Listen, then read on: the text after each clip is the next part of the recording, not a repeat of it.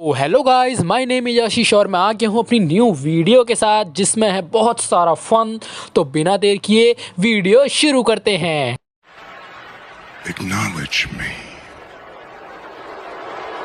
तो गाइस आज के हम बात करने वाले हैं डब्ल्यूडब्ल्यूई की कुछ बेहतर स्टोरीज के बारे में। तो पहले से वो है गाइस हमारे स्टोन कोल्ड स्टीव ऑस्टिन को लेके। भाई स्टोन कोल्ड स्टीव ऑस्टिन इस बार हमें रेसलमैनिया में बिल्कुल अपीयरेंस नहीं देखने को मिली। मतलब काफ़ी टाइम से आप रेसलमैनिया अपीयरेंस देख रहे तो उसे पता को पिछले रेसलमैनिया जो हुआ था केविन ओवेंस का मेन इवेंट हुआ था रेसलमैनिया नाइट 1 का, आपको पता हो तो वो बढ़िया हुआ। फिर नेक्स्ट मिनट में हमने देखा था हमने जब स्टोन कोल्ड आए थे नेक्स्ट वाले भी अपीयरेंस हुए थे। लेकिन इस बार हमें स्टोन कोल्ड कहीं पे भी अपीयरेंस नहीं होती देखिए, ना ही हॉल ऑफ फेम में देखने को मिले, ना ही हमें रेसलमैनिया नाइट पे देखने को मिले, जो कि बहुत ही अलग वाली फील आती थी। हमें कोडी रिएक्ट भी किया था कि भाई रेसलमैनिया में मतलब एक तरह से स्टोन कोल्ड नहीं है, जो कि बहुत ही अलग बुरी फील आ रही है कि बिना रेसलमैनिया मतलब कोडी स्टोन कोल्ड के मज़ा नहीं आता। मतलब फैंस की बहुत ज़्यादा डिमांड थी कि भाई स्टोन कोल्ड को भी लेके आना चाहिए था, क्योंकि इतना बड़ा मोमेंट जो एंड गेम वाला मोमेंट होता है रोमन और कोडी के मैच में, जो कि इतनी बड़ी मतलब वैल्यू हुई थी। वहाँ पर मैं अंडरटेकर, रॉक, जॉन सीना सब देखने को मिला था। और वहाँ पर गाइस कोडी मतलब स्टोन कोल्ड स्टीव ऑस्टिन भी आते तो भाई क्या ही अलग ही फील आती है। अगर स्टीव ऑस्टिन का स्टर्न हमें रॉक को पड़ते दिखता, क्योंकि रॉक और स्टीव ऑस्टिन की भी हमें स्टोरी पता है, हिस्ट्री की 3 बार रेसलर उनके बीच में हो रखा है। तो अगर ये चीज़ होती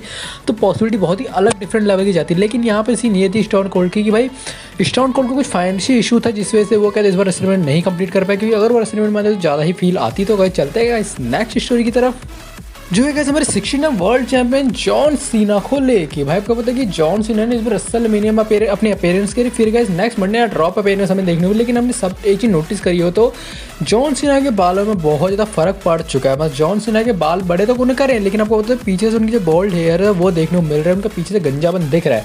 तो यहाँ पे एक जो सुपरस्टार डब्ल्यूडब्ल्यूई का मतलब पिछला जो ओल्ड था वो कहता है कि कमेंट कर रहा है जॉन सीना की भाई तुझे क्या कहते हैं, अब ये जो बाल है इनको छोटे कराने के बाद तुझे बियर्ड रखनी चाहिए। क्योंकि जॉन सीना को हमने कभी बियर्ड में नहीं देखा, क्योंकि जॉन सीना एक तरह से एक आर्मी वाले बंदे हैं और आर्मी वाला आपको पता है कि वो हमेशा क्लीन चिट रहते हैं। तो यहाँ पे उनका ये कहना है कि अब जॉन सीना तेरी तो लुक है थोड़ा बदल रहा है, तेरे गंजापन आ रहा था, गंजापन में तेरे को बियर्ड ज़्यादा बढ़नी चाहिए और छोटे बाल रखने चाहिए, जो कि तेरे बॉय सूट करिए। भाई वैसे कही जाए तो ये बात बुरी भी नहीं है। तो जॉन सीना का हमें न्यू लुक देखने को मिलेगा, क्योंकि जॉन सीना का हम 15-16 सालों से एक ही लुक देखते आ रहे हैं। क्योंकि रोमन का लुक बदल गया, डीन का, सत का, सबका लुक बदल गया, लेकिन सिर्फ जॉन सीना का नहीं बदल रहा था। और वो कोई सुपरस्टार नहीं है जिसने ये बात बोली। वो गाइस फॉर्मर डब्ल्यूडब्ल्यूई के सुपरस्टार रॉयबैक ने ये बात कही कि रॉयबैक ने ये कहा कि भाई जॉन सीना तुझे अब लुक में बदलना चाहिए, फेर अपडेट करना चाहिए।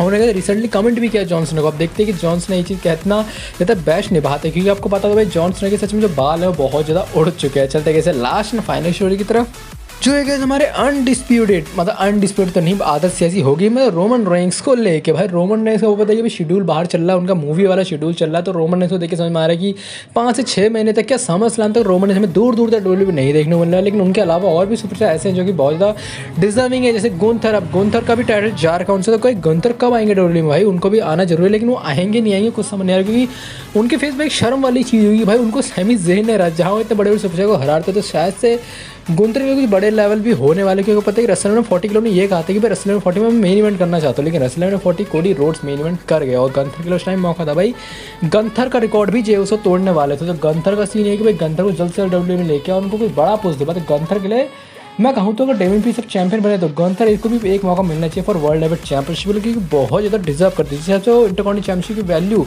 इज्जत उन्होंने बढ़ाई थी, क्योंकि एक तरह से इज्जत खत्म हो गई थी सिंह नागपुर इनके हाथों में रह के। उन्होंने इज्जत वापस से प्राइम कर दी इंटरकॉन्टिनेंटल चैंपियनशिप। तो अगर उनके हाथ में वर्ल्ड लेवल चैंपियनशिप आई तो उसकी इज्जत भी वो कितनी ज़्यादा वैल्यू बढ़ाएंगे और देखने वाली बात है। रोमन रेंस की बात करी जाए तो रोमन रेंस अभी बहुत ज़्यादा मूवीज में बिजी है और रॉक भी डब्ल्यूडब्ल्यूई से जा चुके। तो भाई हमें ये लगा था कि रेसलमैनिया में अभी नेक्स्ट रेसलमैनिया में रॉक और रोमन का मैच भी देखने को मिलना चाहिए, क्योंकि वो भी बहुत वैल्यूबल होगा। लेकिन डब्ल्यूडब्ल्यूई इस पर शायद अभी काम नहीं करने वाली। शायद मतलब देखा जाए तो रॉक का अभी कहूँ तो कुछ टाइम तक तो डब्ल्यूडब्ल्यूई से नहीं जाने वाला, क्योंकि पता है कि वो टीकेओ के बोर्ड मेंबर है और टीकेओ के मेंबर होने मतलब पैसा ही पैसा। तो ये चीज़ है कि जल्द से जल्द टीकेओ को भी डब्ल्यूडब्ल्यूई से ज्वाइन कराया जाए, जो कि बहुत ज़्यादा बेटर होगा। तो भाई आज की वीडियो नहीं था। अगर आपको वीडियो अच्छी लगी हो तो चैनल को like comment share and most important subscribe कर जाना, क्योंकि आपका ये सबसे मेरे लिए बहुत इंपॉर्टेंट है। तो मिलते हैं जल्दी नेक्स्ट वीडियो में। Thanks for watching.